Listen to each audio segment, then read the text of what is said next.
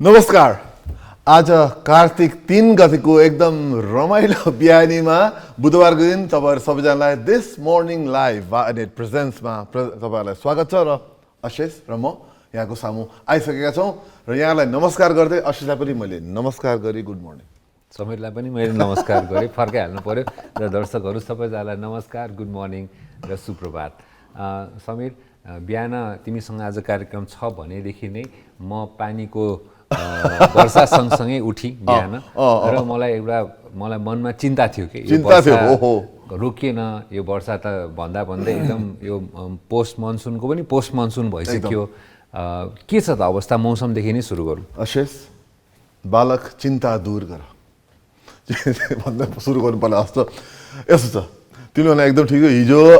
हिजो र आज गरे धेरै नै पानी पर्छ। म ठ्याक्क त्यो कति तथ्याङ्क नेपाल सरकारको आज आउन बाँकी नै छ। तर त्यो पानी चाहिँ भोलिदेखि बिस्तारै कन्ट्रोलमा जानेछ र मौसम विभागले पनि बिहिबारदेखि चाहिँ नि धेरै नै सुधार हुने भनेको छ नि। अब सुधार भन्ने शब्दलाई केयरफुली चलाउनु पर्छ। जे भए पनि आज र भोलि अब क्रमशः घट्दै जान्छ देशभरि नै वर्षा र खुसीको खबर पश्चिमदेखि क्लियर हुन थालिसकेको छ। आज इनफ्याक्ट तपाईँ नेपालगञ्ज धनगढीतिर हुनुहुन्छ भने आज बिहान मौसम सफा हुन्छ तपाईँहरूको। र यो राम्रो समाचार हो किनभने वर्षाले गर्दाखेरि धेरै क्षेत्रहरू प्रभावित छ र विशेष गरी बाढीले गर्दाखेरि चाहिँ अहिले मानिसहरूको मृत्यु पनि भएको खबरहरू आइरहेको छ र धेरैजना विस्थापित भएका छन्। सो अहिलेको अवस्था चाहिँ धेरै ठाउँमा यो एकदमै अनएक्सपेक्टेड पानी परिरहेछ र ठुलो पानी परेको भएर आज पनि यहाँहरूले पनि बिहान काठमाडौँमा सबैतिर भनौँ न चाँडै बिहान मतलब लेटी नाइटदेखि नै पानी पर्ने रहेछ। तर समयले भनि पनि हाल्यो कि अब भोलिदेखि चाहिँ मौसममा क्रमशः सुधार आजदेखि नै सुरु हुन्छ। आजदेखि नै सुरु भइसक्यो। पश्चिमदेखि सुरु भइसकेको छ। पश्चिमदेखि क्लियरिङ सुरु भइसकेको छ। पूर्व र मध्यमा चाहिँ आज दिनभरि अझ पनि अलि यस्तै नै रहन्छ।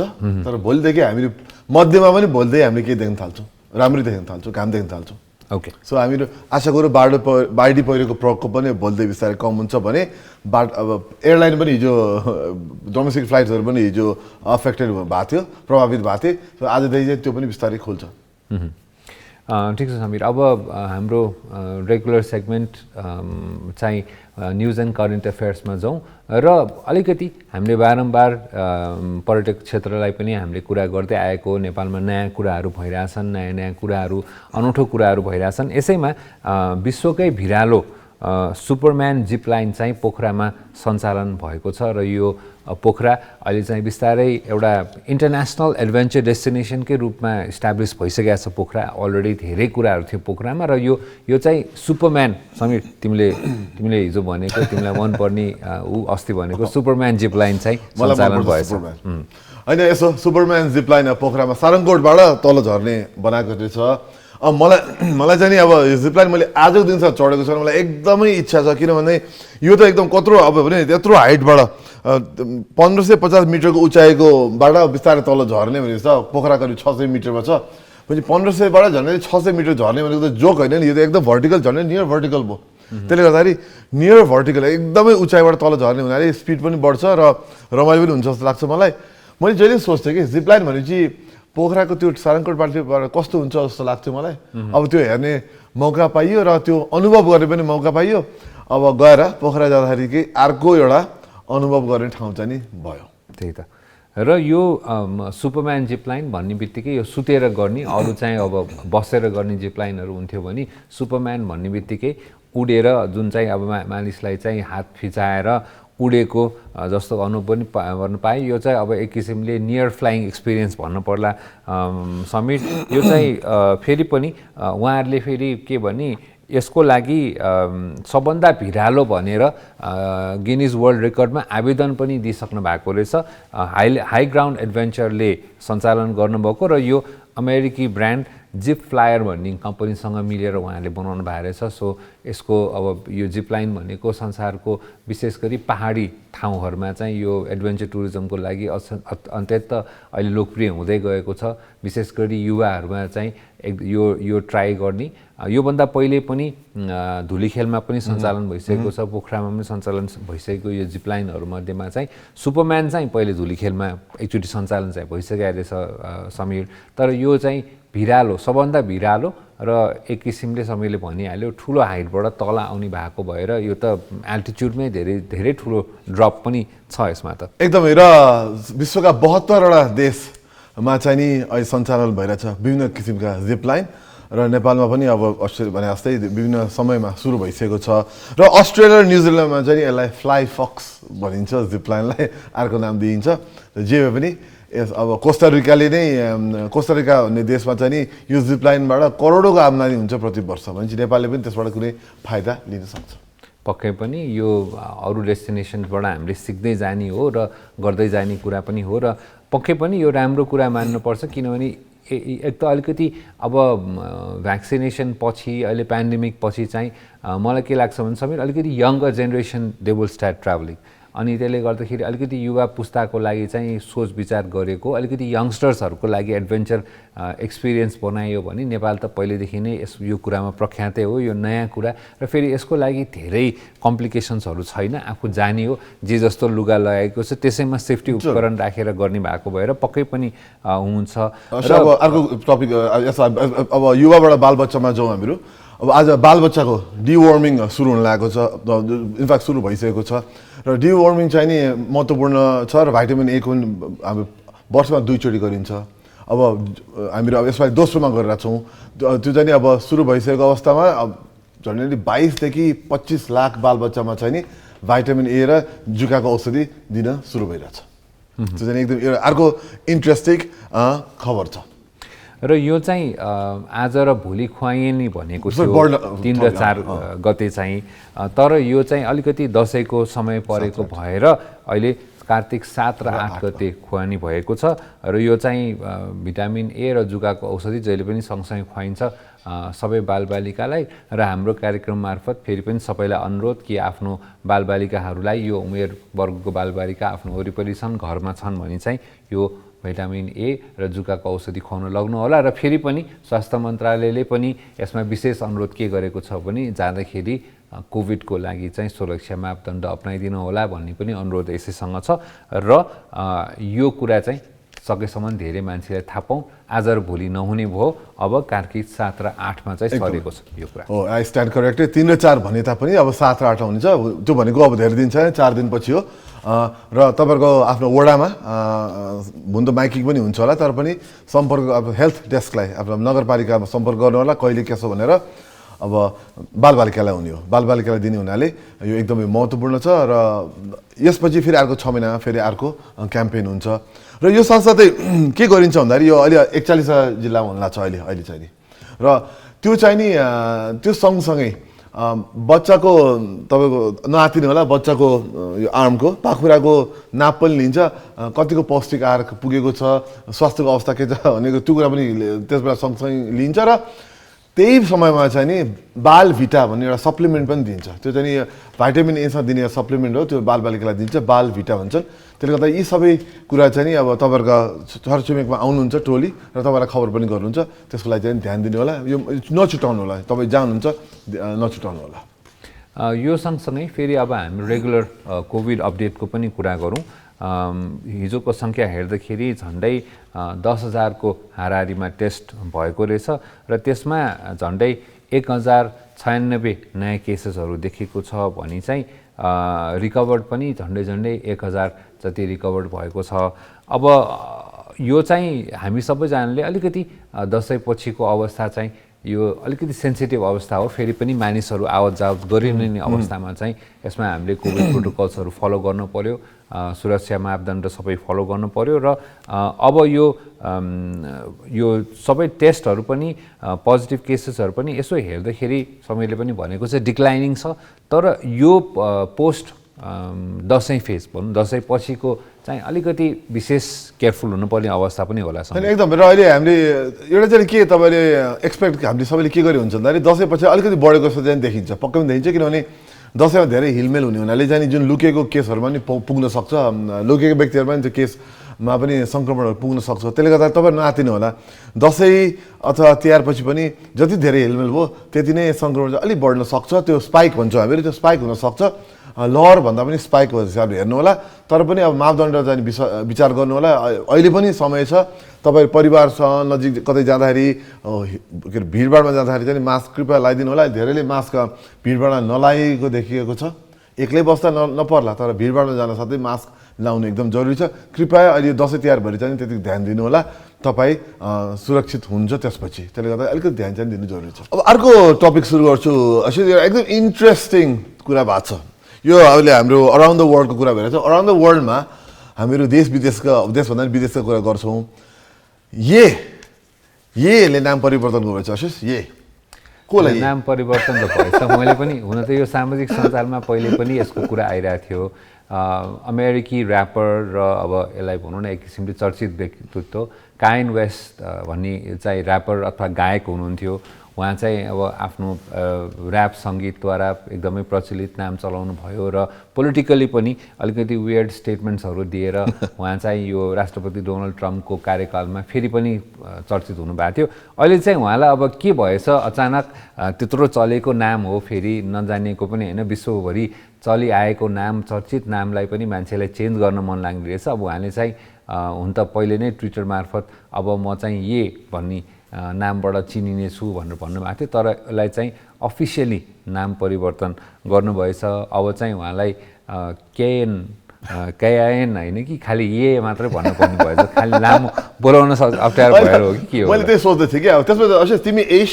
होइन म इर तर उहाँले चाहिँ 24 अगस्तमा चाहिँ नि कान्ये वेस्टले चाहिँ 24 अगस्तमा अमेरिका उच्च अदालतमा दर्ता गर्नुभएको छ व्यक्तिगत कारण देखाएर अब उहाँको अन्तिम लास्ट थर पनि हुँदैन उहाँको बिचको नाम पनि हुँदैन उहाँको खालि नाम हुन्छ भनेर अदालतले पनि स्वीकृति दिएछ अब त्यही अब यसो सोच्दैछु अब म पनि समीर मणि दीक्षित होइन कि इर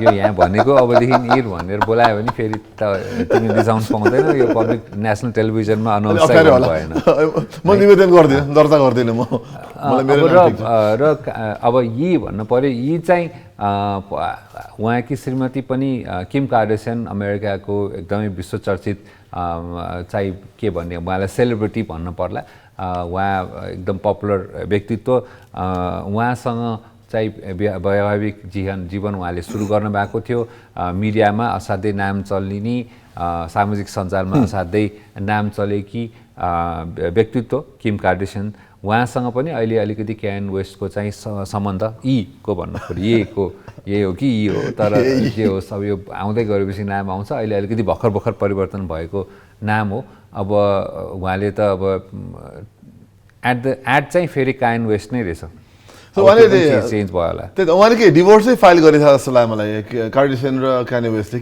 के हो कि डिभोर्स फाइल गरे भन्ने समाचार पनि आइरहेको छ त्यो त्यति अब मैले सुनेको अनुसार डिभोर्सै फाइल भयो भन्ने कुरा छ भने चाहिँ यता सम्बन्ध पनि अलिकति विच्छेद हुने सम्भावना बढिया छ हामीले हालिसकेको छ स्क्रिनमा र सम्बन्ध विच्छेद हुन गइसकेको छ त्यसले गर्दा उहाँलाई अलिकति प्रब्लम परेको एनिवेज अब यस्तै हो संसार चल्छ हामीले तपाईँलाई नयाँ इन्फर्मेसन ल्याइदियो अब प्रब्लम पऱ्यो कि परेन त हामीलाई थाहा भएन तर नाम चाहिँ उहाँले चेन्ज गर्नुभएछ प्रब्लम त के भन्ने प्रब्लम त सबैजनालाई प्रब्लम होला तर नामकै प्रब्लम रहेछ उहाँलाई भन्नु बुझ्नु पऱ्यो र अर्को कुरा समीर अब यो अलिकति रमाइलो गफपछि चाहिँ अर्को एउटा खुसीको कुरा पनि छ जुन चाहिँ अहिले यस्तो समाचार आजको दिनमा अहिलेको समयमा पढ्न पाउँदाखेरि चाहिँ कहिलेकाहीँ आफूलाई पनि अलिकति अचम्म र साथसाथै खुसी पनि हुन्छ अफगानिस्तानका बालिका छिट्टै विद्यालय जान पाउने भएका छन् तालिबानले चाहिँ राष्ट्रमा सत्ता कब्जा गरे सँगसँगै अगस्त 15मा सबै स्कुले बालबालिकाहरूलाई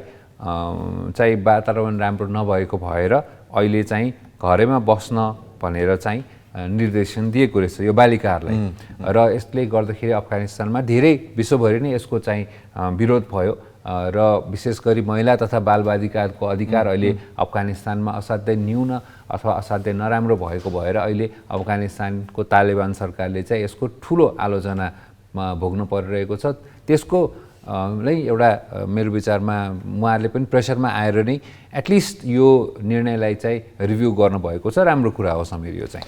त्यही त अब त्यहाँ अब झन्डै 4 करोड जनसङ्ख्या भएको अफगानिस्तानमा पुरुष र महिला झन्डै 2 करोडको रफली सङ्ख्या छ। र हेर न गजब कुरा, विद्यालय जाने बालबालिका जम्मा हाराहारी 4% हाराहारीमा भन्ने कुरा देखिन्छ। अब त्यसमा चाहिँ नि बालबालिकालाई अब उनीहरूले भनौँ न पहिले पनि एक सत्ता कब्जा गरिसकेको हो।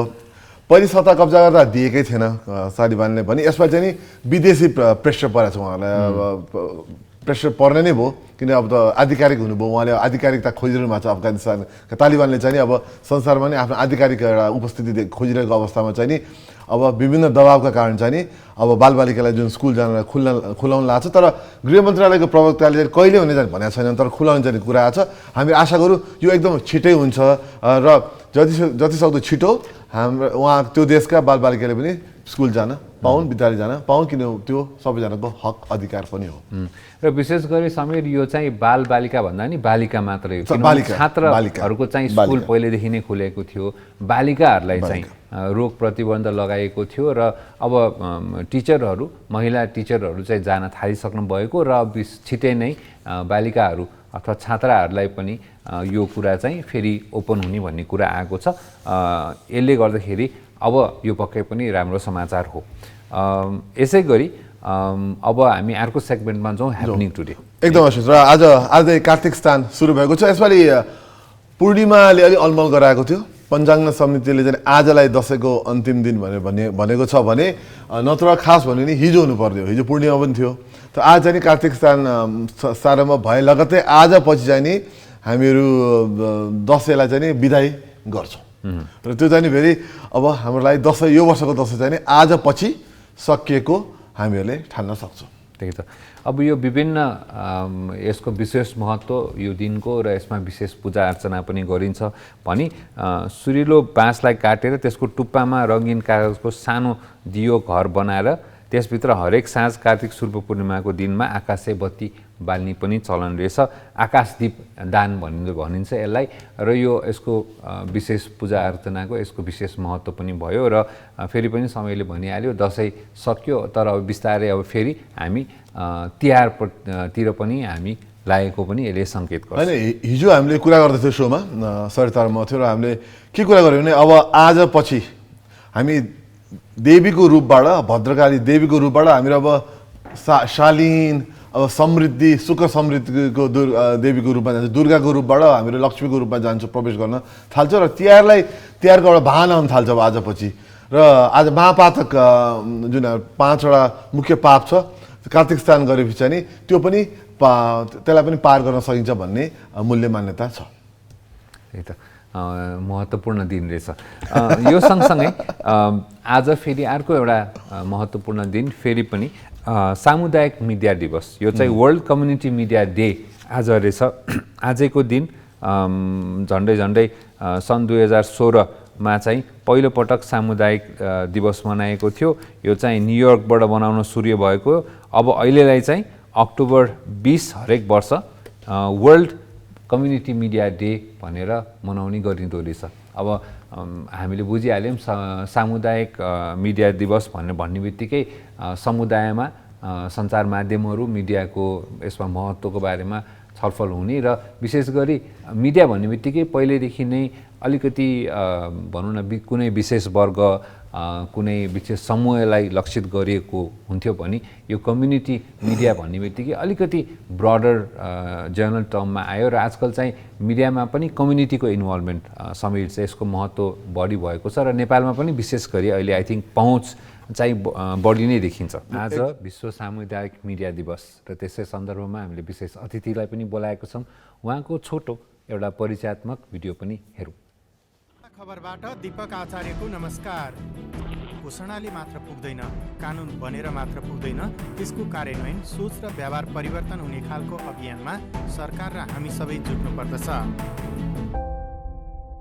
सामुदायिक सूचना नेटवर्क CIN का प्रमुख दीपक आचार्य विगत 20 वर्षदेखि सामुदायिक रेडियो, सामुदायिक पत्रिका र सामुदायिक टेलिभिजनमा काम गर्दै आउनु भएको छ। दलित, अपाङ्ग र सीमान्तकृत समुदायको हक हित र जीवन स्तर परिवर्तनका मुद्दाहरू सामुदायिक मिडियाबाटै उठाउनुहुन्छ। आचार्यले अभिव्यक्ति स्वतन्त्रता र मिडिया सबै समुदाय र आवाजविहीनहरूका पहुँचमा पुग्नु पर्दछ भन्ने कुराको वकालत गर्दै आउनु भएको छ। सामुदायिक रेडियोका साथै सामुदायिक टेलिभिजनको स्थापनामा पनि उहाँको महत्त्वपूर्ण योगदान छ। देशका 77 वटै जिल्लामा घटेका घटनाहरू र समाजको सकारात्मक परिवर्तनका लागि समुदायका सवाललाई हेडलाइन बनाउनु पर्छ भन्ने मान्यताका साथ सक्रियतापूर्वक काम गर्दै आउनु भएका तिनै दीपक आचार्य आजको हाम्रो अतिथि हुनुहुन्छ। तपाईँ देखिहाल्नुभयो हाम्रो गेस्ट आइसक्नु भएको छ। गेस्टलाई स्वागत गर्दै दीपक आचार्यजी, तपाईँलाई कार्यक्रममा स्वागत छ। नमस्कार। नमस्कार। नमस्कार दीपकजी नमस्कार। पहिलो त तपाईँलाई हाम्रो यो विश्व सामुदायिक मिडिया दिवसको शुभकामना पनि र हामीले भिडियोमा पनि हेऱ्यौँ। अब यो सामुदायिक मिडिया भन्ने बित्तिकै सामान्य नागरिकले के बुझ्ने, कसरी बुझ्ने? सामुदायिक मिडिया भनेको चाहिँ समुदायको सहभागितामा, समुदायको नेतृत्वमा समुदायका कुराहरू गर्ने, होइन, by the community, for the community, to the community भनेर हामी भन्छौँ, होइन। त्यसरी चाहिँ समुदायकै आवाजहरू, उहाँहरूकै कुराहरूलाई उठाउने मिडिया भनेर भन्छौँ। जो आवाजविहीनहरू हुनुहुन्छ, आवाजविहीनहरूको आवाज र मार्जिनलाइज, पछाडि पारिएको सीमान्तकृत समुदायका आवाजहरू मिडिया मार्फत आउने, उहाँहरूलाई एउटा प्लेटफर्म दिने हिसाबले चाहिँ कम्युनिटी मिडिया अगाडि बढेको छ। विश्वको सबैभन्दा पहिलो कम्युनिटी मिडिया हेऱ्यो भने माइनर्स रेडियो भनेर भनिन्छ। त्यो माइनर्स चाहिँ तीन खानीमा काम गर्ने मजदुरहरूको हकहितका लागि उहाँहरूकै सहभागितामा सुरु भएको थियो। त्यस्तै गरी मिडिया भनेको चाहिँ त्यही समुदायको सहभागितामा उनीहरूकै आवाजहरू उठ्ने र उनीहरू सबैलाई स्पेस दिने किसिमको हुनुपर्छ। र यो अहिले हामी यो अभिव्यक्ति स्वतन्त्रताको सप्ताह पनि भइरहेको हिसाबले पनि विश्वमा त्यो अभिव्यक्ति स्वतन्त्रताको ठाउँ चाहिँ हरेक व्यक्तिले पाउनुपर्छ भन्ने चाहिँ यसको मुख्य उद्देश्य हो। दिपकजी सोधिहाल्ने कि अब हामीसँग यति धेरै मिडिया छ, एक्चुअली हामीसँग यति धेरै टेलिभिजन छन्, रेडियो छ, अब त अनलाइन छ, वेब पोर्टल दुनियाँ छ। यो सिआइएनए नै किन चाहियो हामीलाई? सामुदायिक रेडियो किन चाहियो? हामी सामुदायिक नेटवर्क किन चाहियो? नेपालमा किन चाहियो? हजुर, अहिले नै तपाईँ जानुभयो भने 35वटा जिल्लामा सामुदायिक रेडियोको विकल्प छैन। बिहानदेखि बेलुकासम्म 35वटा जिल्लामा, माथि हिमाली जिल्लाहरू, होइन, त्यहाँ कमर्सियल मिडियाहरू पनि जान सकेको छैन, होइन। र कस्तो छ भने काम गर्दाखेरि चाहिँ गोरु जोत्दाखेरि होस्, खेतमा तरकारी टिप्दाखेरि, धान काट्दाखेरि, होइन, ठुलो स्पिकरमा रेडियो बजाएर गाउँघरतिर चाहिँ मजासँग आनन्द लिएर रेडियो सुन्ने, होइन। अनि रेडियोसँगै उठ्ने, रेडियोसँगै सुत्ने। बिहान रेडियोको तपाईँको कार्यक्रमहरू, अहिले तपाईँको जुन यो मर्निङ सो छ नि, यस्तै किसिमका कार्यक्रमहरू हुन्छन् कि। अनि त्यहाँबाट बिहान के गर्ने, दिउँसो के गर्ने, बेलुका के गर्ने। हामी समृद्धि, सबैको चाहना त समृद्धि हुन्छ, निरोगिता हुन्छ, स्वास्थ्य रहने हुन्छ, होइन। अनि कसरी आफ्ना बाबु नानीहरू, छोराछोरीलाई चाहिँ राम्रो बनाउने भन्ने हरेक व्यक्तिको हुन्छ नि त चाहना। त्यो चाहनालाई पुरा गर्ने गरेर त्यस्तै खालको सामग्रीहरू रेडियोले दिइरहेको हुन्छ। त्यसले गर्दाखेरि रेडियो त एकदम खोजी सुन्नुहुन्छ, पढ्नुहुन्छ।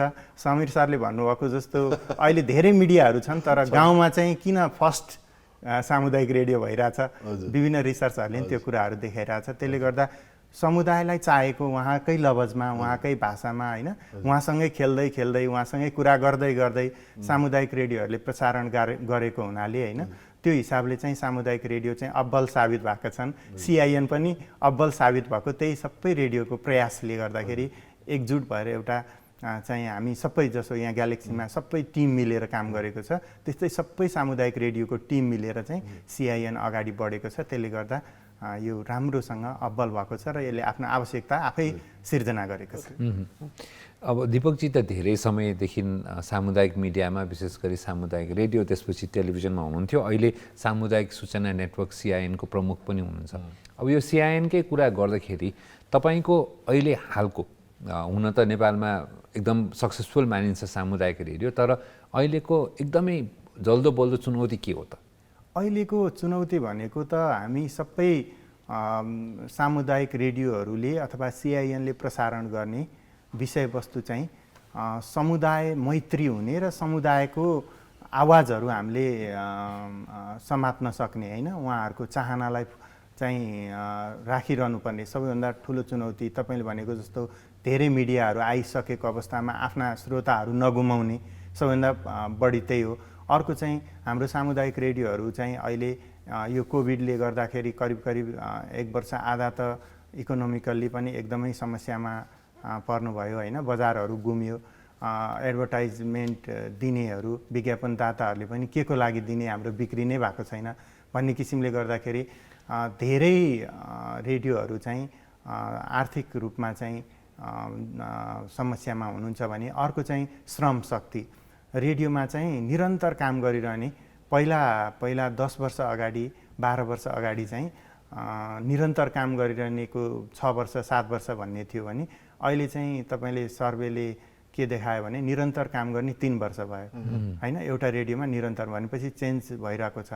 त्यो जनशक्ति चाहिँ दक्ष जनशक्ति चाहिँ अहिले एकदमै चुनौती छ र टिकाइरहन सक्ने रेडियोमा सामुदायिक रेडियोहरूमा चाहिँ जनशक्ति टिकाइरहन सक्ने अवस्था चाहिँ कम छ। अहिले धेरै हेर्नुभयो भने सामुदायिक रेडियो चाहिँ एउटा कारखाना जस्तो रेडियो कर्मीहरू पत्रकारहरू उत्पादन गर्ने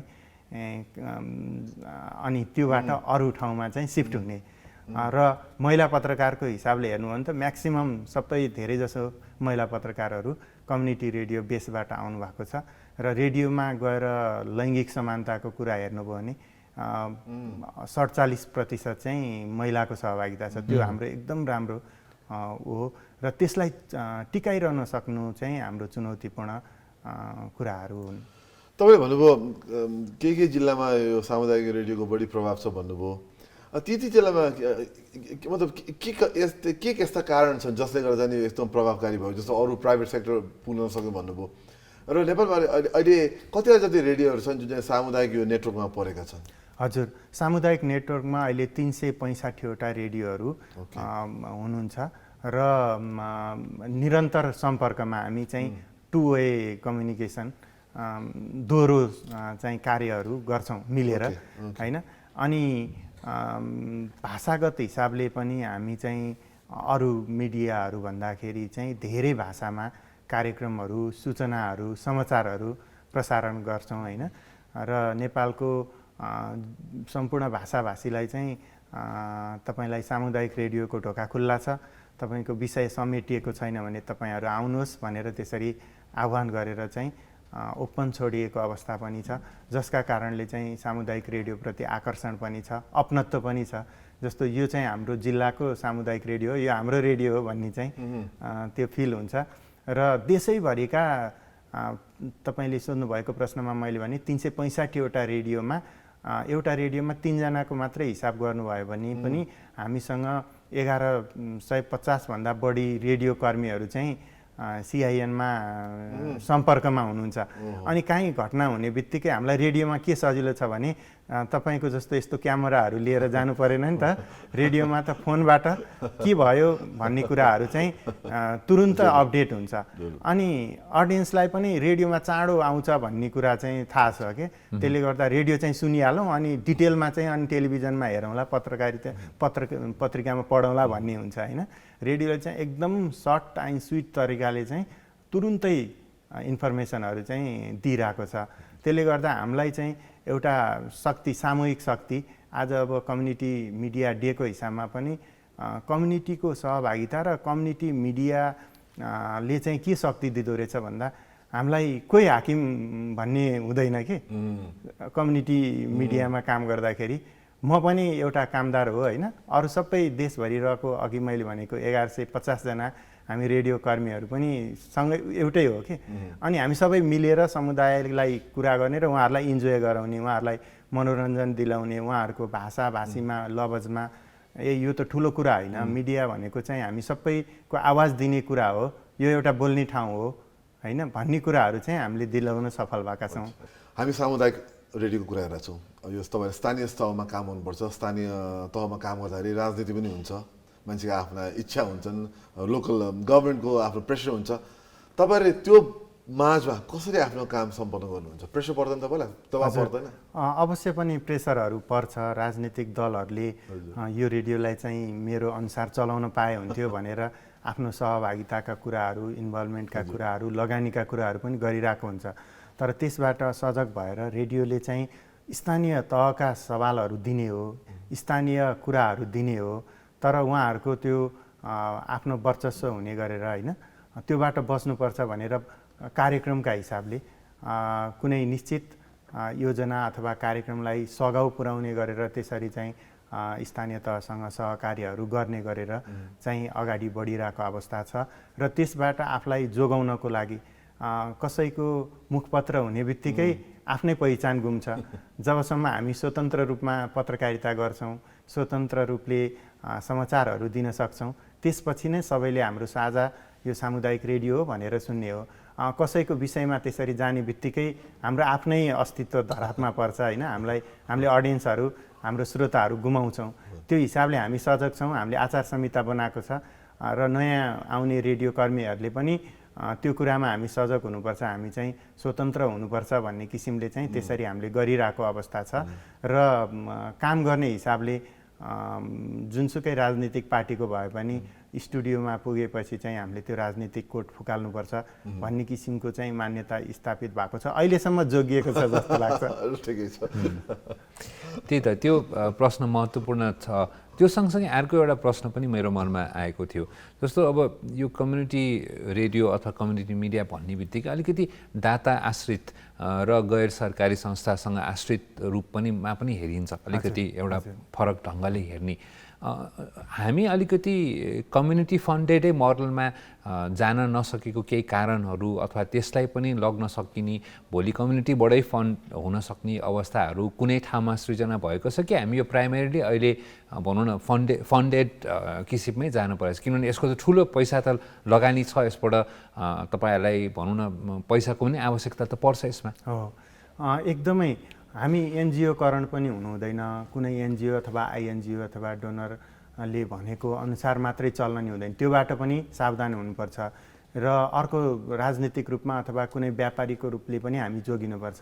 र वास्तविक सामुदायिक रेडियोको सिद्धान्त अनुसार हामी चल्नुपर्ने चाहिँ समुदायकै, त्यही भएर मैले अघिदेखि भनिरहेको छु, भोलिन्टियरली समुदाय नै आएर रेडियो चलायो भने त त्यहाँ जागिरे मान्छे राख्नु नि परेन, अनि त्यो उसलाई तलब दिनको लागि कसैसँग पैसा मागेर ल्याउनु नि परेन होइन।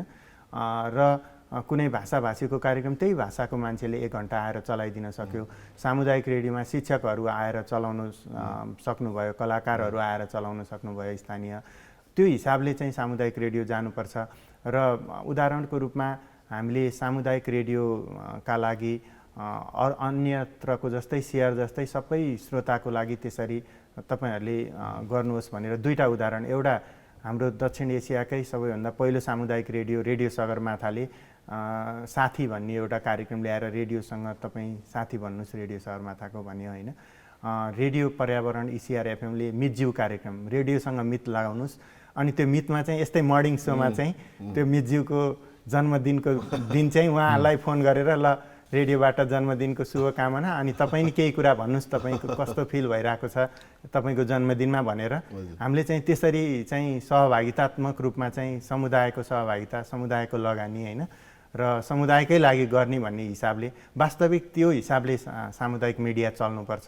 असै सरले भन्नुभएको एकदम राम्रो हो, तर त्यसरी हामी चल्न सकेको छैन। हामी त्यो बाटोमा छौँ, तर धेरै कुराहरू गर्न बाँकी छ। केही नमुनाको रूपमा चाहिँ भएको छ होइन, मुठी दानबाट रेडियो चलाएको छ, ती कुराहरू छन् होइन। तर अब यसलाई चाहिँ एकदमै मोडलको रूपमा यही हिसाबले अगाडि बढाउन चाहिँ सकिएको छैन। त्यसका धेरै चुनौतीहरू छन्। नीतिगत रूपमा पनि धेरै कुराहरू टुङ्ग्याउन बाँकी नै छ होइन। सामुदायिक रेडियोको परिभाषाको रूपमा राज्यले त्यसलाई हेर्ने दृष्टिकोण, त्यसलाई गर्ने सहयोग, अहिलेसम्म त राज्यले सामुदायिक रेडियो भनेर सहयोग गरेको छैन होइन। भोलि त्यस्ता सहयोगहरू आयो भने चाहिँ अनि त्यहाँबाट अब भनौँ न रेडियोलाई चाहिँ सबै कुराको एनजिओबाट पनि बचाउने होइन, त्यस्तो दात्री निकायहरूबाट पनि बचाउने, व्यापारीहरूबाट अथवा राजनीतिक दलहरूबाट त्यसरी बचाएर चाहिँ लान सकिन्छ। र अन्ततोगत सामुदायिक रेडियो भनेको त्यसै गरी उहाँहरूकै लगानीमा, उहाँहरूकै सहभागितामा उहाँहरूकै आवाजहरू उठाउने गरेर जानुपर्छ सामुदायिक मिडिया भन्ने लाग्छ। त्यो चाहिँ मलाई एउटा सोध्छ है, मलाई इन्ट्रेस्टिङ के लाग्छ भन्दै तपाईँले इन्फर्मेसन त दिनुहुन्छ, इन्फर्मेसन दिनुमा कुनै डर भए तपाईँको जुन इम्प्याक्ट छ नि, जब तपाईँले हाम्रो सामुदायिक रेडियोलाई हामी समुदायलाई नै हामीले रिप्रेजेन्ट गर्छौँ र हामीले त्यो शक्ति हामीले चाहिँ एकदम विभिन्न कोणमा हामीले त्यसलाई समुदायलाई मद्दत हुने कुरा गर्न पाछौँ भन्ने कुरा, त्यो भन्ने स्थितिमा सामुदायिक रेडियो छ कि छैन? मजाले छ। जस्तो मैले रेडियो गुरु बाबाले एकदमै आफूले नेतृत्व गरेर थारू समुदायको लागि शब्दकोश बनायो होइन, संविधानै बनायो क्या। थारू भाषामा धेरै कार्यक्रमहरू गर्यो, कस्तो चाहिन्छ संविधान भन्ने किसिमले पनि गर्दै गर्दै पछि त अन्ततगत त्यो देखिने कुरा के भयो भने थारू शब्दकोश रेडियोले बनाउन सक्यो होइन। अनि थारूहरूको संविधान, थारू भाषामा संविधान बनाउने कुराहरू, अनि धेरै अस्तिको कोभिडको समयमा पनि थारू भाषामा घरमा बसिरहेका बालबालिकालाई चाहिँ पढाउन सकियो। हामीले 203वटा रेडियोबाट दूर शिक्षा भनेर हामीले यो समयमा गर्न सक्यौँ होइन। र अर्को एउटा मैले उदाहरण ठ्याक्कै मैले काम गरेको सामुदायिक रेडियो पर्यावरणले यो गोदावरी क्षेत्रको ढुङ्गा खानी बन्द गर्नको लागि सिमला भिरमा चाहिँ ठुलो ढुङ्गा खानी थियो, आज चाहिँ लेलेको जस्तै क्रसरहरू हुन्थ्यो त्यहाँ होइन। त्यसलाई चाहिँ बन्द गरेर त्यहाँ चाहिँ मन्दिर स्थापना गर्नको लागि चाहिँ रेडियोबाट लाइभ प्रत्यक्ष प्रसारण गरेर सहयोगी दाताहरू समुदाय जुटाउने कामहरू गरेर चाहिँ त्यहाँ एउटा पार्कको रूपमा, मन्दिरको रूपमा अहिले गोदावरीको संरक्षण जति भएको छ त्यो एउटा गर्न सकियो। त्यसैले सामुदायिक रेडियोले देखाउने गरेर प्रभावकारी काम पनि गर्न सक्छ र नदेखाउने गरेर सामाजिक रूपान्तरणका लागि होइन, यी विभेदहरू अन्त्य, हानिकारक परम्परागत अभ्यासहरू अन्त्य गर्नको लागि बिस्तारै बिस्तारै परिवर्तनगामी कामहरू गरिरहेको छ। दीपकजीसँग यस्तो रमाइलो कुराकानी भएको थियो, तर कार्यक्रमको अन्त्यतिर पनि आयौँ। अब यो अन्त्यमा दीपकजी फेरि पनि अहिले ठुलो चुनौती, सबै मिडियाको लागि चुनौती भनेको यो इलेक्ट्रोनिक डिभाइसेसहरू अथवा इन्फर्मेसन टेक्नोलोजी एउटा चुनौतीको रूपमा भएको छ।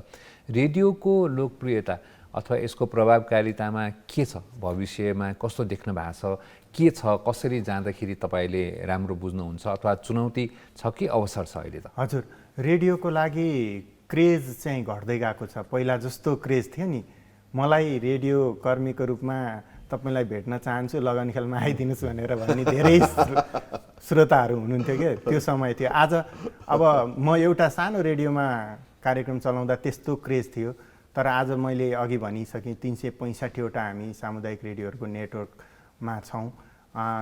जिल्लाहरूमा सबैतिर त्यस्तै क्रेज छ। माथि जिल्लाहरूमा मैले काठमाडौँको जसरी रेडियोको क्रेज घटेको छ काठमाडौँमा मुख्य सहरहरूमा, तर जिल्ला माथिहरू एकदम राम्रो छ। त्यो क्रेजलाई हामीले जोगाइरहनुपर्छ, त्यसको लागि चाहिँ हामीले बढीभन्दा बढी काम गर्नुपर्छ। र अस्ति कोभिडको बेलामा अनि भूकम्पको बेलामा भएका सर्वेहरूले चाहिँ रेडियोको लिसनरसिप डढाइहाल्नुपर्ने अवस्था छैन अझ पनि हामी होइन। अहिले न्यू मिडियाहरू, विभिन्न मिडियाहरू आइरहँदाखेरि, सोसल मिडियाहरूको कुराहरू आइरहँदाखेरि रेडियोको डढाइहाल्नुपर्ने अवस्था त छैन। तर अशेष सरले भन्नुभएको जस्तो अब 10 वर्ष पछाडि के त भन्दा हामी पनि डिजिटलाइज हुँदै रेडियोले कन्टेन्टहरू पनि जस्तो समुदायलाई डाइभर्स बनाउँदैखेरि जानुपर्ने हुन्छ। जस्तो एउटा उदाहरण, लैङ्गिक अल्पसङ्ख्यक समुदायको लागि सामुदायिक रेडियो होइन, यो त विश्वभरिका लागि त्यो गर्न सकिन्छ नि त। अथवा महिलाका लागि हामीले गरिरहेको छ, 8-9वटा महिलाद्वारा सञ्चालितै सामुदायिक रेडियो छ।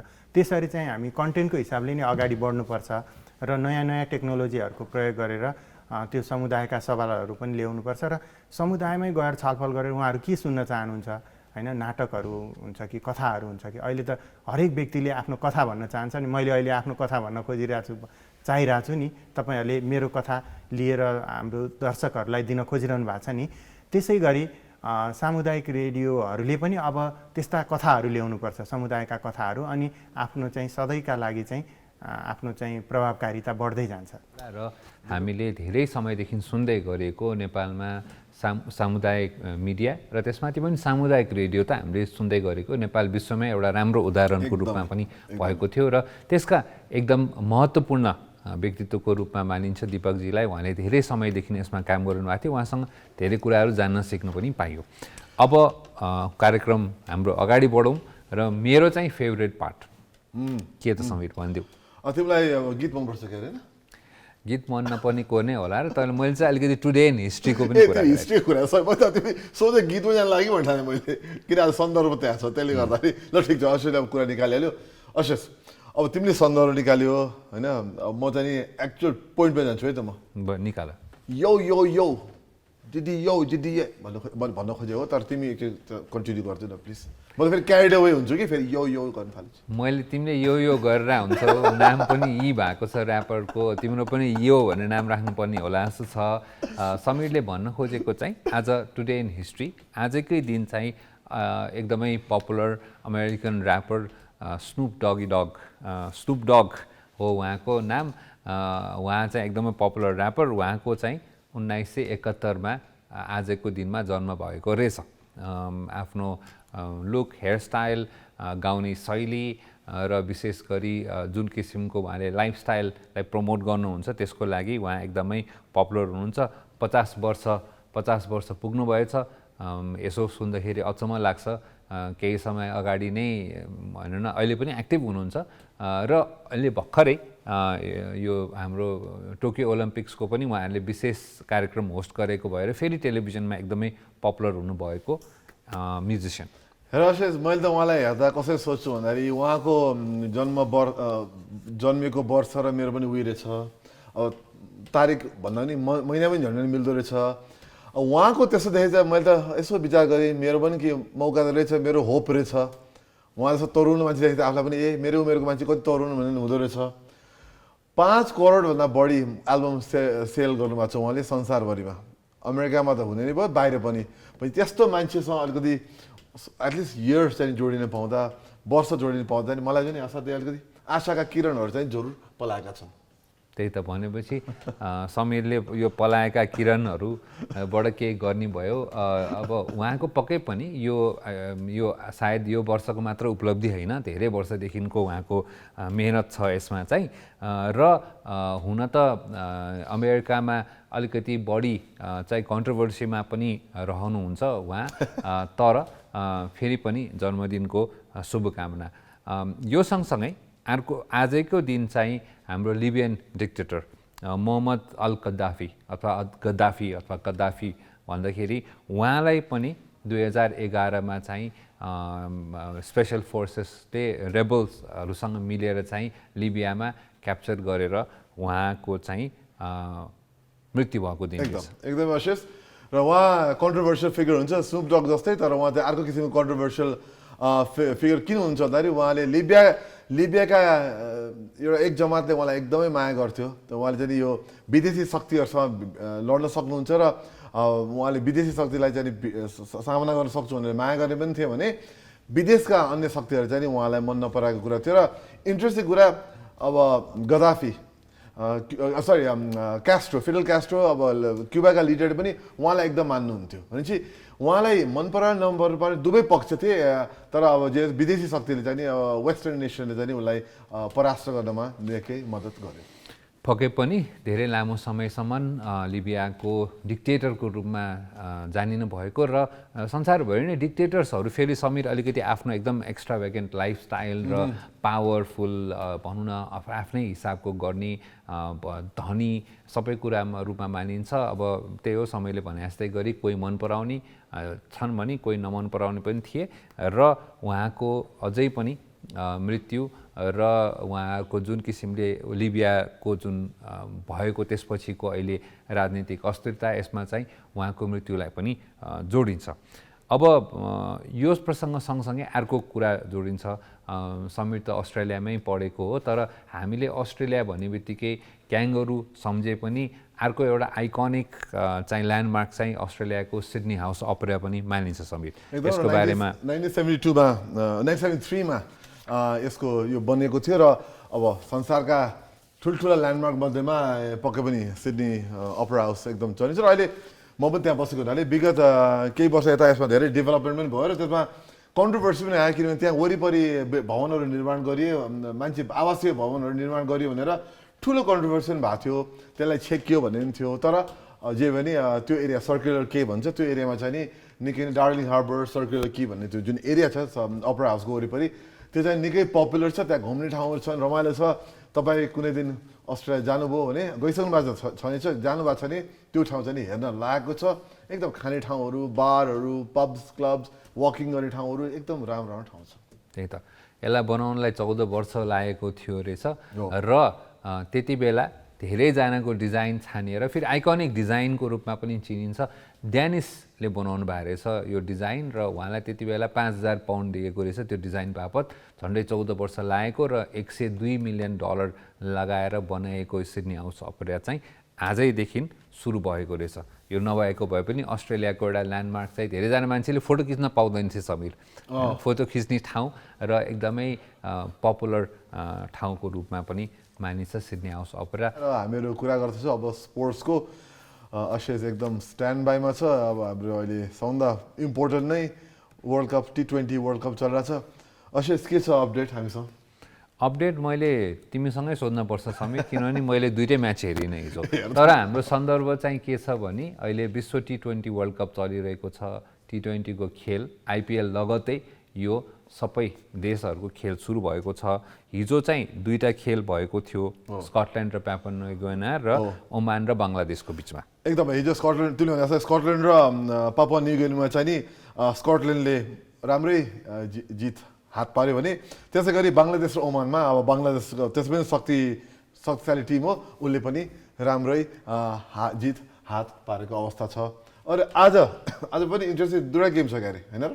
आज पनि दिउँसो 4:15 बजे नामिबिया र नेदरल्यान्ड्सको कम्पिटिसन छ भने राति 7:30 बजेदेखि चाहिँ श्रीलङ्का र आयरल्यान्डको चाहिँ कम्पिटिसन छ। अझै पनि एकदम अब यो सुरुवाती क्षणमा हो र अझै पनि तातिसकेको छैन। तर हिजो चाहिँ मैले यसो हाइलाइट्सहरू हेरेको थिएँ समीर, एकदमै इन्ट्रेस्टिङ क्याचेसहरू चाहिँ भएको थियो र यसो हाइलाइट्स हेर्दाखेरि चाहिँ अहिले यसपालिको पनि हरेक खेलाडीहरूले आफ्नो मोर देन 100% दिइरहेको जस्तो देखिन्छ।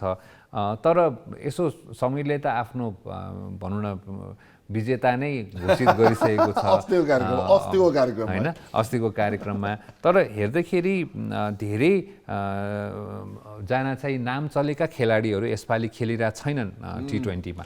त्यही त इन्ट्रेस्टिङ छ। तर मैले अर्को इन्ट्रेस्ट त्यो हुँदा अर्को इन्ट्रेस्टिङ मलाई कुरा के लाग्यो भन्दाखेरि त मेन टोलीहरूको के सेकेन्ड फेजमा खेल हुन्छ क्यारे। अहिले त अहिले अब भनौँ न हामी इन्डियाको, पाकिस्तानको, बेलायत, इङ्ल्यान्डहरूको कसैको पनि खेल अहिलेसम्म सुरु भएको छैन नि होइन। अब यो ग्रुप स्टेजेस हो, त्यही अनुसारले खेलहरू अगाडि बढी नै रहेको छ।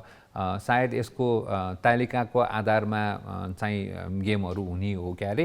आउँदो दिनहरूमा गेम्सहरू चाहिँ सुरु नै, मतलब यो त वर्ल्ड कपको फर्मेटमा, लिग फर्मेटमा गइसकेको छ। होइन म त्यो तिम्रो त्यही सन्दर्भ जोडेर भने त अहिले अशेषले कुरा निकाल्योहरू। अब शिखर धवन खेलेर रहनु भएको रहन्छ यसपालि र एकदम इन्ट्रेस्टिङ, किनभने उहाँ त अब जे पनि एकदम नाम चलेको खेलाडी हो। अब युवेन्द्र चहल पनि खेल्नु भएको छैन, युजवेन्द्र चहल उहाँ पनि खेल्नु भएको छैन।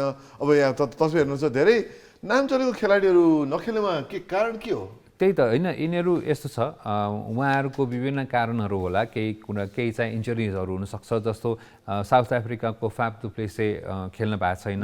इङ्ल्यान्डबाट जोफ्रा आर्चर फास्ट बलर उहाँ खेल्न भएको छैन। इङ्ल्यान्डको एकदम विस्फोटक ब्याट्सम्यान बेन स्टोक्स खेल्न भएको छैन। सो यी विभिन्न खेलाडीहरू चाहिँ यसपालि मिसिङ इन एक्सन।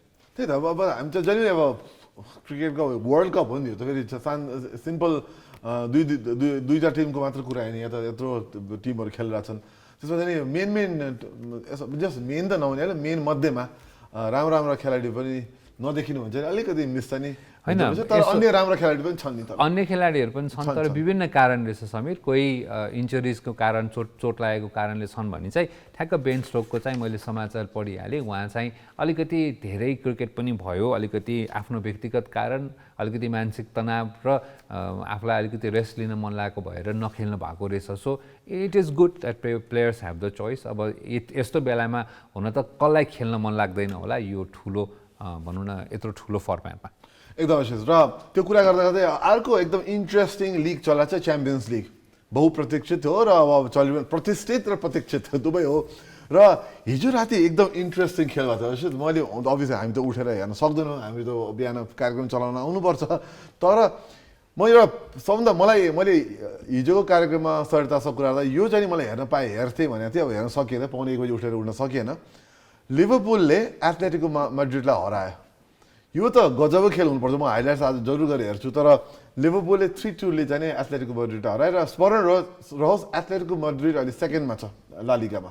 लिभरपुल त शीर्ष स्थानमै छ प्रिमियर लिगमा। भने चाहिँ त्यो दुईटाको टिमको खेल कस्तो हुन्थ्यो होला हेर्न पाए। तर त्यसबाहेक अन्य खेलहरू पनि भएको थियो आज हिजो राति अथवा आज बिहान। तर धेरै खेलहरू छ, धेरै खेल चाहिँ हामीले मुख्य खेलको मात्र मैले कुरा गरिरहेको छु। त्यही त अब पपुलर गेम्सहरू अझै पनि छन्, च्याम्पियन्स लिग फलो गर्नेहरू सबैजनाले पक्कै पनि हेरिरहनु भएको छ। र यो चाहिँ युरोपकै प्रतिष्ठित चाहिँ क्लबहरूको चाहिँ एउटा भनौँ न कम्बिनेसन हो र अहिले यसको धेरै चर्चा पनि भएको छ।